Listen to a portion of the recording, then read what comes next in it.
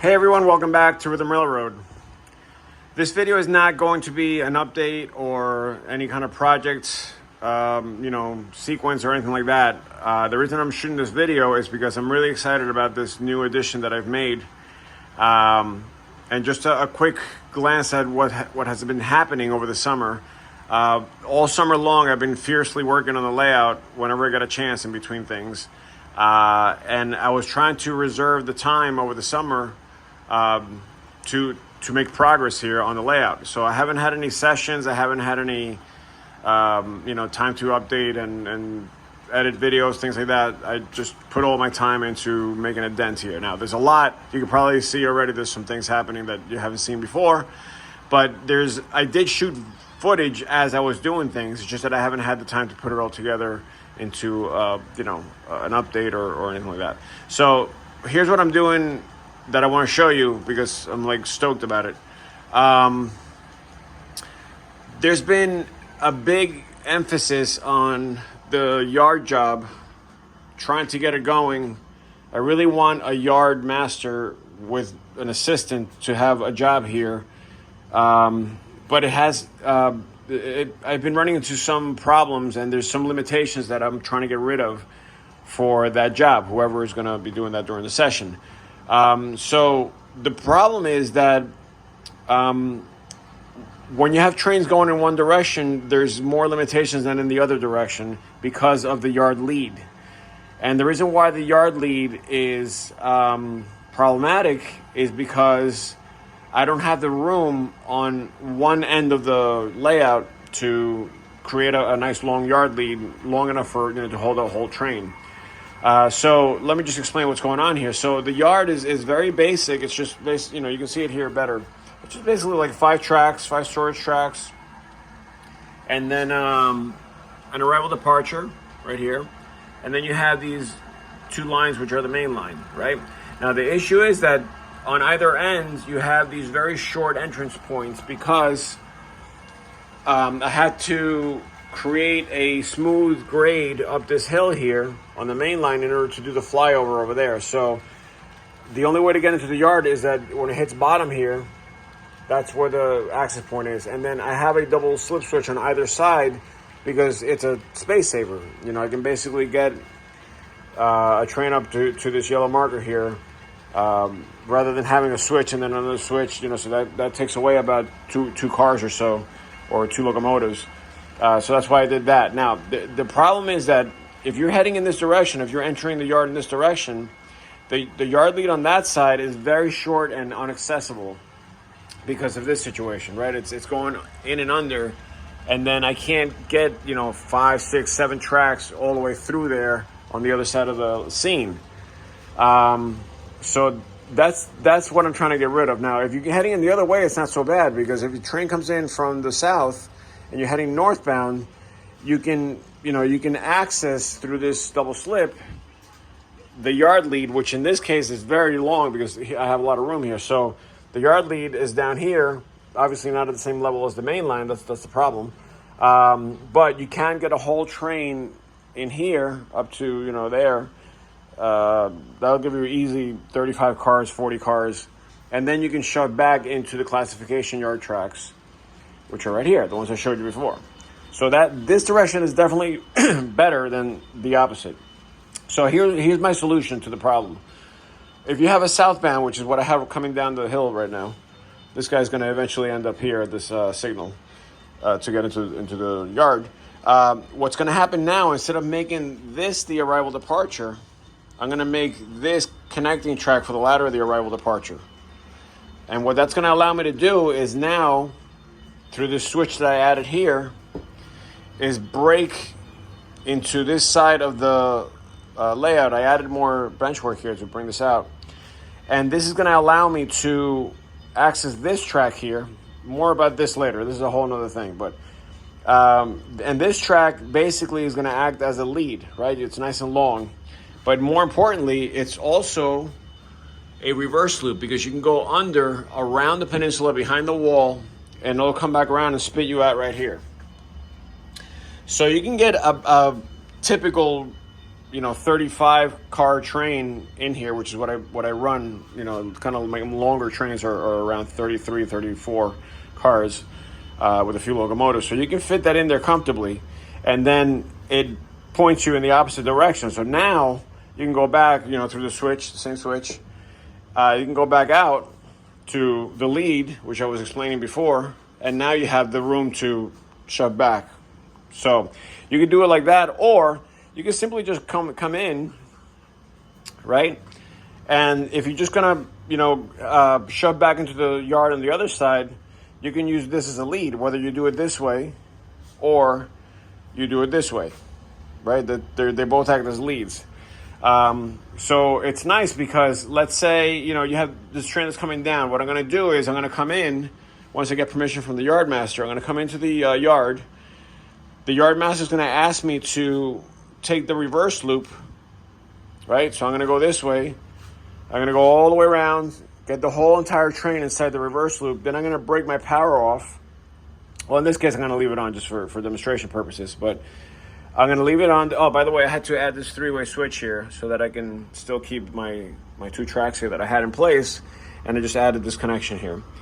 And then what's going to happen is, I'm going to take this arrival departure thing that I was telling you about. I'm going to take it over to that side, and then the yard master is going to say, can you temporarily put it in one of the holding tracks? So here's where it gets really interesting.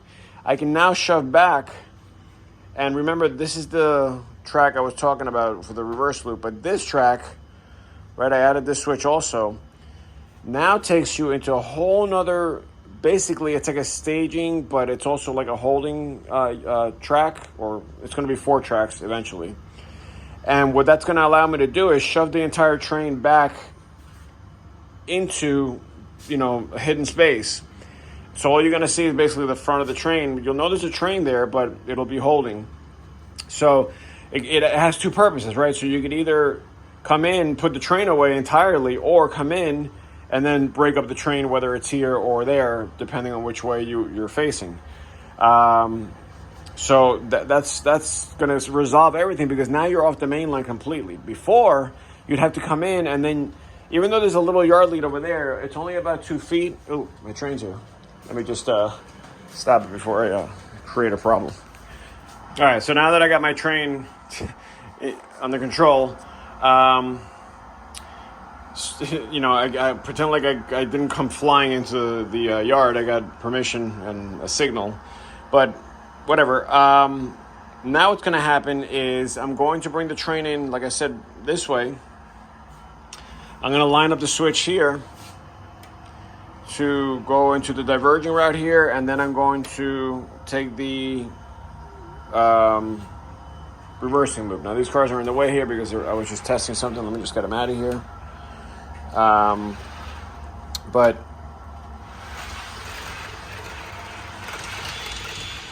don't worry about that. It's just I don't have my frogs hooked up yet. So we'll just ignore that stuff. I think we're lined up here. Yep.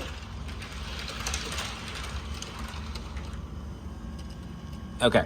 So these are out of the way. Now, like I said, I'm going to line up here. I'm going to go into that reversing loop. So let's get this train going.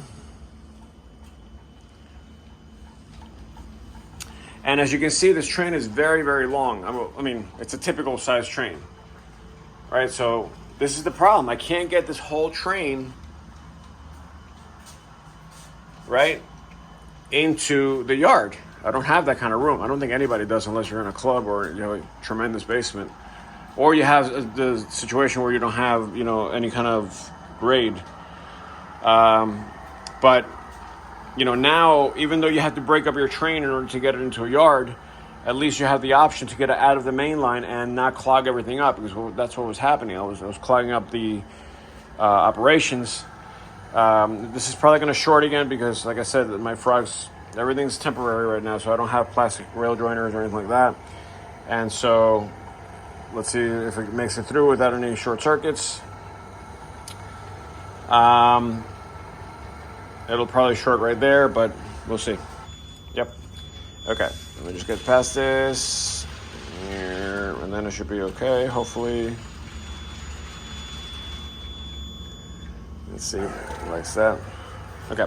Some of the wheels might cause it to short, but whatever. We'll just deal with that.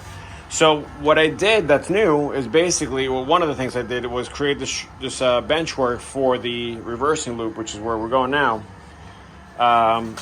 And basically I extended, the bench work was already in place here, but I just basically took it and brought it around the inside of this is what I call the skeleton of my Peninsula, right? Yeah, it's gonna happen. I'm just, see, this is, I probably should have waited to get that done before I demonstrated this, but I'm too eager. So yeah, so that comes around, it goes under the mountain, which is, that was a little bit of a task to get it to work, but I'll show you from this side. So this is the mountain here. What happens is it's up there, and then it goes in through there, and you can see it continuing on. So you're basically in here, like under all this stuff, and then it basically comes out right around here somewhere on the other side. Oops, on the other side. So we're coming around now. You can see right there. Sorry about the camera work, it's terrible, and people are probably vomiting from motion sickness right now, but try to see, sometimes it's easier to see with the locomotives in place.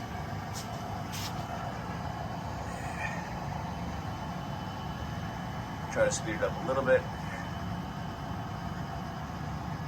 So you see, basically it's going through there right now. Come around the other side. I'll have cameras and detection in there, so I know what's going on. But this is going to be hidden with trees. I'm just kind of putting it temporarily there so I know what it looks like, but kind of like cover that hole. And then what's going to happen is, obviously once I come out, you can see I'm already out, and my train is totally clear of the turnout. So if I had other trains here that are looking to get out, I can hold this temporarily here, and it's not affecting anything at all. And like I said, it's a pretty huge train for my layout. So now what's going to happen is I'm going to continue on. I already hooked up the reversing unit for this, so it shouldn't short on the way back. And I'm going to switch that turnout. Oop, I got to get this one. I forgot that I had it for those auto racks. But so that's the reversing point right there. So that just reversed. And basically the reversing gaps happen here, and then where I just pointed out before. So that whole thing is a reversing loop. So now, obviously I'm gonna have to make it all the way out. So, I get permission from the yard master there at that point to use the arrival departure, but also now the yard master would have set this turnout right to the lead. And by the way, that you can see the signaling is already set up, but I got to figure out how to get, when I go into the lead, I'm still getting double reds here, so I'm trying to see if I can get some kind of signal indication for this. I'm thinking maybe a little dwarf right there where I have it. That might be the way to get through there, but I don't know. Still kind of playing with that. Anyway, so now, obviously I'm trying to get the train completely into the yard. So again, you could be doing it whatever you want on the main line. It's not affecting anything, and that's excellent. I'm just going to speed up here, so just for demonstration. And then, so now let me show you what I did. Basically, I just finished it a few hours ago. So now, instead of going into the reverse loop, what I'm going to do is I'm going to switch here, and we're going to go into the holding tracks or the staging for the yard. And I'm going to use this first track here because that's the one I was able to complete all the way through. These aren't all the way, I didn't complete them all the way through into the bottom. But just to show you, let me just make sure this train is at the turnout. It's want to show you the bench work that I had to build and how I had to do it in order for it to fit in there, and in order for it to be long enough, because that's the other thing, it's got to be long enough to make it worthwhile. All right, so we're clear of the switch. We'll stop there. So basically I did all of this here as an extension, and you can see it's sloping down at about 1.7, 1.8%. Sometimes it hits 1.9, but it's definitely under 2 the entire time. And then from here, what I did is I used the other side of the skeleton of the peninsula here to support this bench work, which is basically it's the same as the lower staging, but it's sloping, so it's heading down at about like I said, a 2% max grade. So it goes around. I got these 3 tracks down, but you'll see that on the other side. As it goes down, I was only able to get one finish because it just ran out of time. But so it just continues to come down. Over here, I got to the lowest point. This is the lowest point I can get with this size support. I wanted to go kind of thick so that it has a lot of support here, so I can get my tallest car through here with still a little clearance. And then I had to switch the method, so I went up instead. You can see these go up, but I just didn't want a lot of these so I can get my hand in there easier. But then on the bottom, I basically took these and flipped them sideways, attached them, and that's how the bench work is supported there. These are just connectors. So then, it continues through, again, going down further and further. And then once it gets here, I had to divert the inside track that I'm talking about around this 2x4, because this 2x4 is like the pillar for all of this that's going on here. So I didn't want to be messing with that. And I couldn't fit 4 tracks through here. I could only fit 3 comfortably. So I just took that one and went the other way around. I built the bench work around it. Again, I still have clearance here for the lower staging. Everything is, everything fits nicely. Ignore that. I knocked that over with my hand. And I still have access, right, to get in here, or from the other side, which is good. Once I put the skirt in here, you won't see any of this. It'll just be hidden. And if I need access, I'll just pull the skirt aside. But you can see here, I had to basically put the track in place prior to installing all this, because I didn't want to have to do track work while in such a tight, place. This I bumped out by doing these extenders. And what I did is I made this removable. So basically from this point on, this comes out, and then this whole thing pops up and out. So this whole piece I can remove, and it's just basically sitting on these 2x4s, right? But I did just put a screw here and here just to keep it in place. If I ever need to take this out, all I gotta do is pop those 2 screws. I'm not even gonna power these tracks, because these are always gonna be stub end, and they're always gonna be the back of the train. They're not gonna be the front of the train for any reason. So there's no reason to run power all the way through here. So at this point, the power will stop if I have any power running through here at all. I don't think I need it, unless it's a very short train, but I wouldn't pull it all the way back in here. So that's basically all I've been working on. And if you are worried about me getting my hand in here and not having access to that, you're right. But I thought ahead, and I made an access point under the bench work over there. And I will be removing one of those cross beams there anyway, like the one in the middle there, just so I can get my whole body in there basically.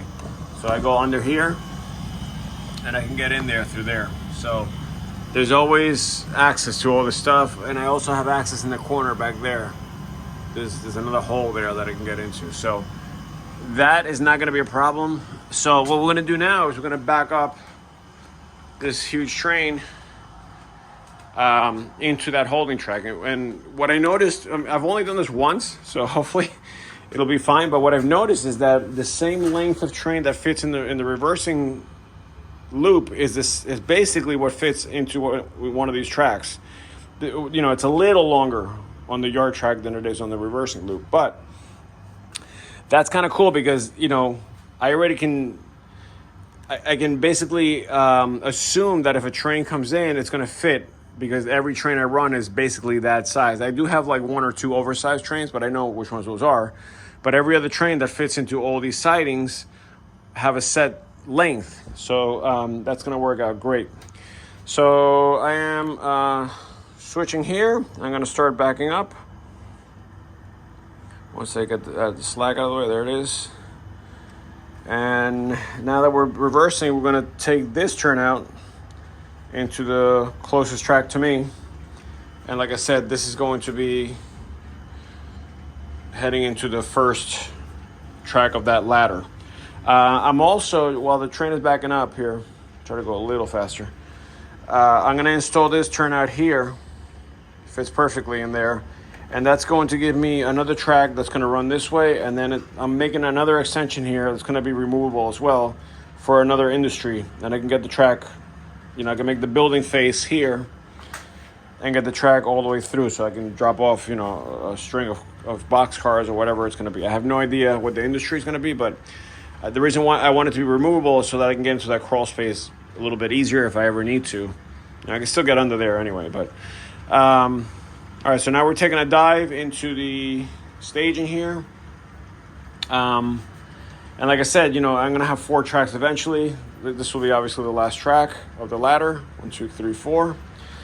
And, I had to make a few little modifications here. As you can see, I took some things out because before this was being used just for, this was going to be like a fuel track, fuel and sand. But I had a bunch of extra tracks anyway, and I'm not using like all of these tracks all the time. So I'm going to make my fuel and sand here. This will be the fuel and sand tanks, or at least the sand tanks. And then this will be, obviously the reversing line, and this is going to be the storage or the staging. So as we're making our way back, our locomotive is heading into this turnout. I don't think it's going to short, but it might just not run because I don't have, like I said, I don't have power, and the frogs are not right now hooked up. So either I'm going to get a short or I'm going to get a dead locomotive.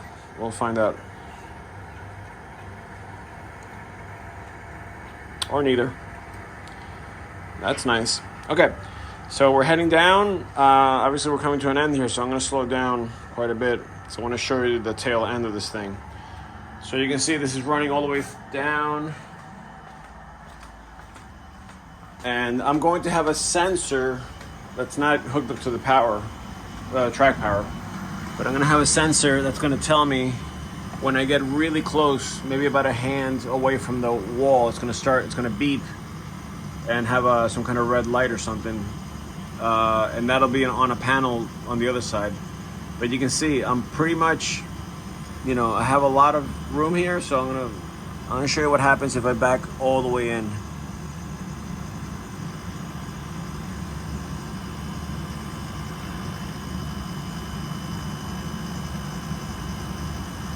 Obviously, I'm going to make the wiring here a lot neater, tuck everything away. So this is basically where the wall is at that point. Okay, so let's see where we are, at the other end with the locomotives.